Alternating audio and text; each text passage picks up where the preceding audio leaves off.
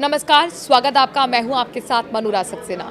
ट्विशा शर्मा मात्र 33 साल की थी, यानी कि 33 years old girl. Miss Pune, MBA, होशियार, महत्वाकांक्षी और खूबसूरत। दिसंबर 2024 में लव मैरिज के बाद सिर्फ 5 महीने में 12 मई 2026 को भोपाल के कटारा हिल्स स्थित ससुराल में फांसी पर लटकी हुई मिली।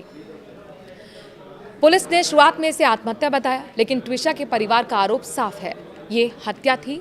दहेज की प्रताड़ना, मानसिक उत्पीड़न और गर्भावस्था के दबाव के बाद की गई निर्मम हत्या।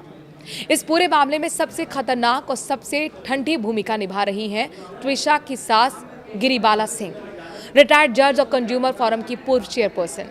एक ऐसी महिला जो खुद न्याय की कुर्सी पर बैठ चुकी है, आज अपनी बहू की मौत पर भी बहू को ही दोषी ठहराने में लगी हुई है। वो अपने दोषी बेटे को बचाने के लिए मृत बहू के चरित्र पर कीचड़ उछाल रही है। ये कोई साधारण सास नहीं, बल्कि एक शिक्षित पदाधिकारी और सिस्टम की अंदरूनी महिला है, जो न्याय की आड़ में अपने परिवार की रक्षा कर रही है। गिरिबाला सिंह ने प्रेस कॉन्फ्रेंस की, इंटरव्यू दिए और ऑडियो जारी किए। हर जगह उनका एक ही सुर है, ट्विशा वैसी नहीं थी जैसा हमने सोचा था। वो आरोप लगा रही हैं कि ट्विशा मानसिक रूप से अस्थिर थी, गांजा लेती थी, गर्भावस्था में ऑपरेशन करना चाहती थी, उसका चरित्र संदिग्ध था और शादी से पहले कई रिलेशनशिप्स थे। एक मृत महिला के खिलाफ इतने गंभीर आरोप बिना किसी सबूत के क्यों लगाए जा रहे हैं? क्योंकि उनका बेटा समर्थ सिंह फरार है, क्योंकि परिवार का दहेज और प्रताड़ना का केस बन रहा है, क्योंकि सच्चाई को दबाने की कोशिश की जा रही है। यहाँ सबसे बड़ी बात यह है कि गिरिबाला सिंह की सोच पूरी तरह पितृ सत्ता यानी कि पैट्रियार्कल सोच का नतीजा है। उनके लिए बेटा सबसे ऊपर है, बहू एक बाहर से आई हुई लड़की जिसे परिवार में घुसने का हक तो है, लेकिन परिवार की रक्षा का नहीं। बेटा भले ही दोषी हो, लेकिन बहू को ही अपराधी साबित करना जरूरी है। ये वही पुरानी सोच है जिसमें बेटा कभी गलत नहीं हो सकता। बेटा अगर कुछ करता है तो बहू ने ही उसे मजबूर किया होगा। बेटा अगर फरार है तो बहू ने उसे परेशान किया होगा।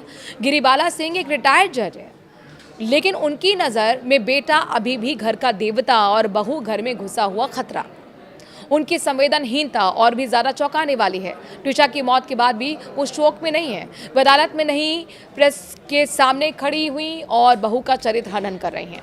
सीसीटीवी फुटेज में उनकी प्रतिक्रिया बिल्कुल सामान्य बताई जा रही है। कोई चीख नहीं, कोई घबराहट नहीं, कोई माँ जैसा दर्द नहीं।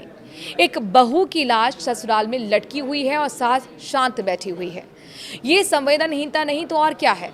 बल्कि वो प्रेस कॉन्फ्रेंस में ये तक कह रही हैं कि वो पानी पेड़ों को नहीं देती थी, वो खाना झूठन बेड के नीचे ही रख देती थी, वो दिया बाती नहीं करती थी, भगवान की अगरबत्ती से पूजा नहीं करती थी।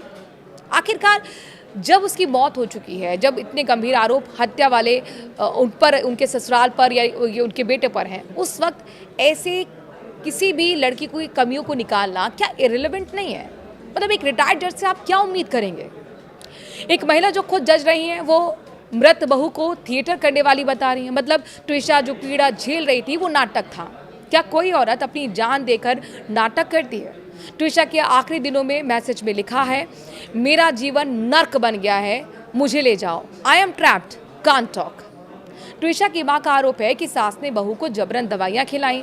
ट्विशा के भाई मेजर हर्षित शर्मा ने बताया कि सास बहू के निजी जीवन में लगातार घुसपैठ कर रही थी, यानी कि इंटरफियर कर रही थी। वो पूछ रही थी कि शादी से पहले कितने रिलेशनशिप्स में थी।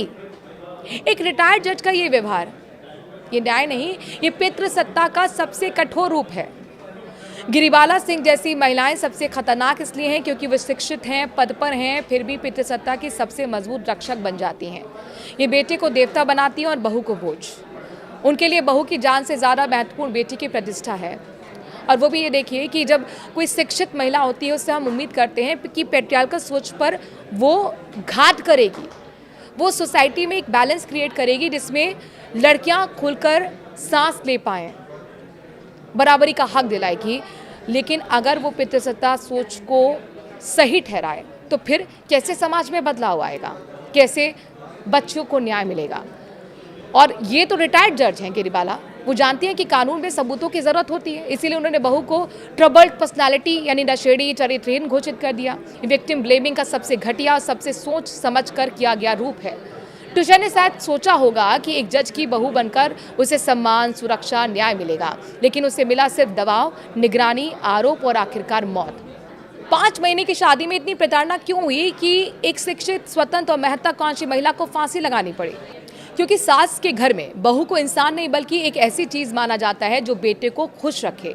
अगर बहू खुश नहीं रह पाती, अगर वो अपनी बात रखती है, अगर वो गर्भावस्था के दबाव को लेकर कुछ कहती है तो वो समस्या बन जाती है, और समस्या को खत्म करना आसान है, या तो दबाकर, या चरित्र हनन करके, या फांसी लगवाकर। गिरिबाला सिंह की संवेदनहीनता का सबसे बड़ा सबूत यह है कि वे अभी भी बेटे को बचाने में लगी हुई हैं। समर सिंह अभी तक फरार है। इनाम घोषित होने के बावजूद उसकी गिरफ्तारी नहीं हुई है। परिवार प्रभावशाली है, बेटा वकील है, सास रिटायर्ड जज है, और इसीलिए ट्विशा के परिवार को लगता है कि न्याय उनके लिए मुश्किल है। लोकल पुलिस पर दबाव बनाने की कोशिशें हो रही हैं। ट्विशा की लाश अभी तक परिवार को नहीं सौंपी गई है। वे कह रहे हैं कि जब तक सच्चाई सामने नहीं आएगी अंतिम संस्कार हम नहीं करेंगे। ये सिर्फ ट्विशा का मामला नहीं है, ये उन हजारों महिलाओं का मामला है जो ससुराल में जाकर अपना घर समझती हैं, लेकिन वहाँ उन्हें सिर्फ बेटे की पत्नी के रूप में रखा जाता है।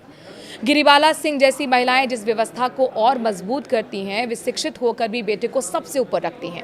वे जज होकर भी बहू को इंसान नहीं बल्कि परिवार की इज्जत का साधन मानती हैं। अब सीबीआई जांच इस मामले की होनी है। दूसरी बात, पोस्टमार्टम भी होगा, और ट्विशा के परिवार के लिए ज़रूरी है कि उसे न्याय मिले।